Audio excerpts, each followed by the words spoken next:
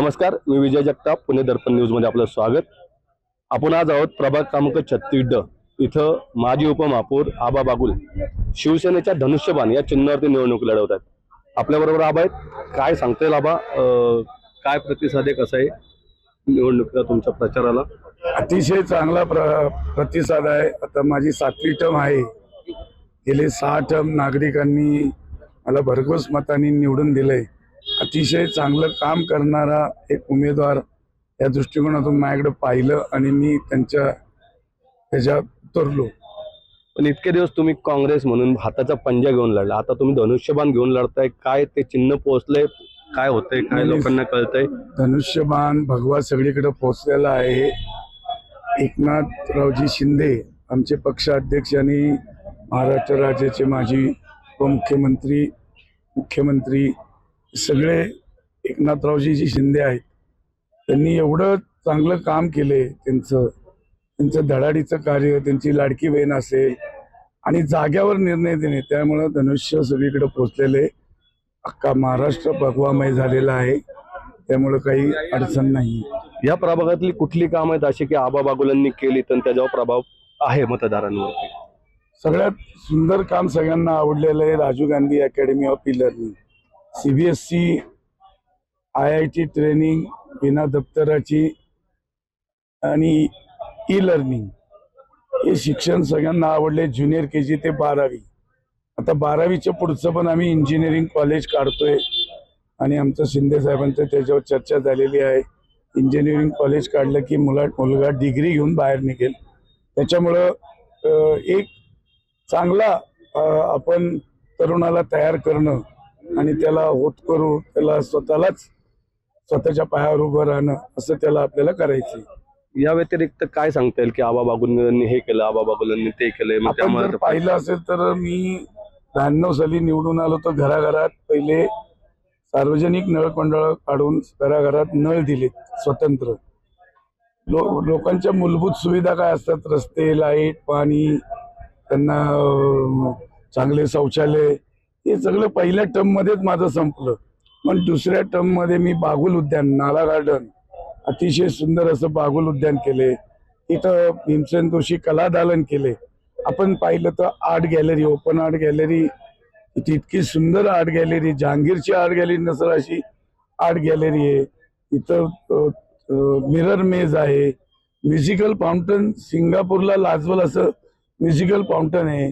आत्ताच आपण त्याच्यावर बांगलादेशाचा आपण स्वातंत्र्याचा 71चा वॉर दाखवला होता त्या पाण्याच्या पडद्यावर। इथून आपण आलो तर आपण 7 वंडर, जगातली 7 आश्चर्य कुठं आहेत आपण जाऊ शकत नाही, पण त्याचं मिनिचर करून 7 वंडरची बाग यशवंतराव चव्हाण उद्यानात केली। 4D थिएटर केले।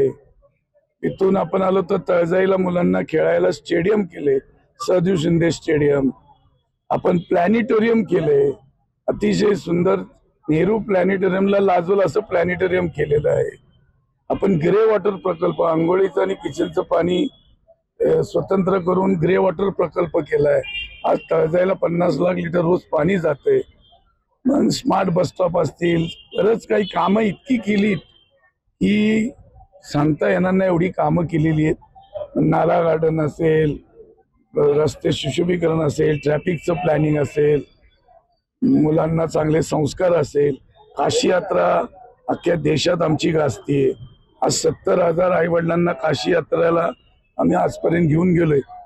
आम्ही इलेक्शनसाठी नाही कधी नेली ती, आम्ही ती नेत असताना लोकांना एकच डोक्यामध्ये होतं की आई वडिलांची सेवा ईश्वर सेवा। 5 ज्योतिर्लिंग असतील, आपल्या अष्टविनायक असेल, अशा अनेक गोष्टी आम्ही केलेल्या आहेत, अजून करायच्या खूप बाकी आहेत। आता काय नेमकं म्हणजे ते प्लॅनिंग आहे, निवडून आल्यानंतर काय प्लॅनिंग आहे? आबा पुन्हा पालिकेत दिसतीलच? नाही, मी निवडून आल्यावर मला आता पहिलं पुण्याचं ट्रॅफिकचा प्रश्न मोठा आहे, SCMTR मार्गी लावायचा आहे। तो लागला तर ट्रॅफिकचा प्रश्न आपला सुटेल। त्यानंतर सध्या आपण बघितलं विद्येचं माहेरघर, सांस्कृतिक नगरी, पण इथं विद्या जी आहे ती इतकी महाग झाली आहे की सर्वसामान्याच्या आवाक्याबाहेर आहे।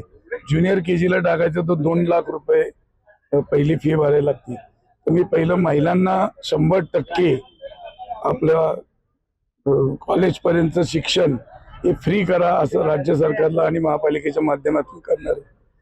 हे झाले की आपल्याकडे ड्रग्सची सिटी म्हणून ओळखायला लागले. म्हणजे बिहारला ओळख नाही तर ते पुण्याची ओळख वेगळीच व्हायला लागली. ते पुण्याची ओळख मिटवायची, ते ड्रग्स रॅकेटच संपवायचं आहे. अशा अनेक गोष्टी आहेत की महिला सुरक्षित नाही, महिलांना उद्योग नाही. आम्ही उद्योग भवन महिलांसाठी बांधणार आहोत. अम्युनिटी स्पेस आमच्या पडून आहेत. स्लम फ्री पुन्हा आम्हाला करायचंय की स्लम घेताना त्याला चांगले संस्कार, विचार, चांगल्या त्याला राहील असं चांगलं घर त्याला मिळालं पाहिजे. त्याच्यासाठी आम्ही नवीन एक नियम तयार करतोय. SRA मध्ये नियमाची दुरुस्ती करतोय. शिंदे साहेबांकडेच एवढी खातं असल्यामुळे तो आम्हाला एक चांगला त्याचा फायदा होईल की या सगळ्या गोष्टी अजून अर्धवट आहेत, त्या पूर्ण करायलाच पाहिजे. मुळशी डॅम मधून मला 5 TMC पाणी आणायचंय. STP आज व्यवस्थित नाही आहेत. आपल्याला पाणी रिसायकल केलंच पाहिजे. ते रिसायकल पाणी करण्यासाठी नवीन तंत्रज्ञानाचा वापर करायचा आहे. कचरा निर्मूलन आपण 2,500 टन कचरा आहे, आपण फक्त सॅग्रिगेशन करतो, नेऊन डम्पिंग करतो. तो रिसायकल झाला पाहिजे. त्याचा वापर होऊन परत त्याच्या कचऱ्यापासून विटा करण्याचा प्रपोजल मी आणलं होतं. विद्युत करू शकतो, अजून अनेक प्रकारचे गॅसेस तयार करू शकतो की गार्बेज झिरो करायचे, आपल्याला राख झाली पाहिजे त्याची, असं करायचं आपल्याला. ते या सगळ्या गोष्टी पुणे शहराच्या विषयी तुम्ही विचार करताय, पुणे शहराच्या दृष्टीने विचार करताय. त्याकरता महापौर शिवसेना झाला पाहिजेत असं वाटतं, किंवा महापौर किंवा संख्या तरी वाढली पाहिजे शिवसेनेची. आता जे 2 पक्षांच्या विरोधात तुम्ही निवडणूक लढवता, मेनली जे मोठे 2 पक्ष, ते दोघांनी दावा केलाय महापौर आमचा होणार आहे.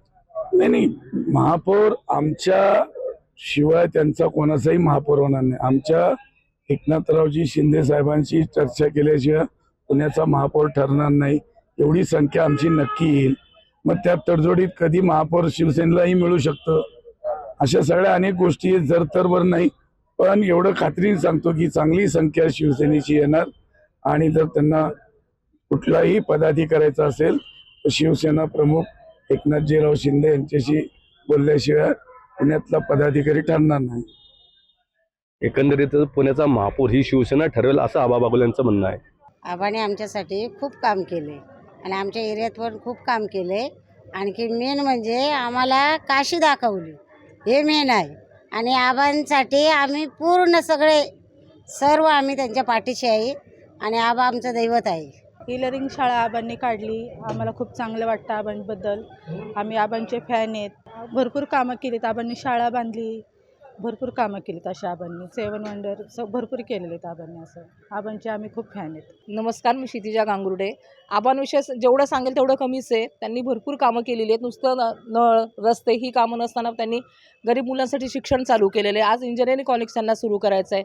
आजी या मुलांच्या घरच्या आई वडील असते धुणे भांड्याची कामं करतात, ज्यांना हे नाही की इंग्लिश मिडियममध्ये त्या टाकू शकतात त्या मुलांना. त्यांच्यासाठी खास CBSE बोर्ड आणि परत त्यांच्यासाठी इतकी सुविधा चांगली आहे की त्या मुलांना नाश्त्यापासून आणि उत्कृष्ट दर्जाचं जेवण ते स्वतः लक्ष घालतात की मुलांना चांगलं मिळावं म्हणून. परत वेगवेगळे खेळ घेतले जातात शाळामध्ये, म्हणजे सगळ्या प्रकारचं शिक्षण त्यांना तिथे दिलं जातं मुलांना. मी मेन म्हणजे आबांना माझ्या वडिलांच्या ठिकाणी मानते की कायमच त्यांच्यासोबतच आहे आणि त्यांना माणसांची किंमत आहे. ते स्वतः मोठे नेते आहेत म्हणून माणसांना असं कमी जास्त लेखत नाहीत.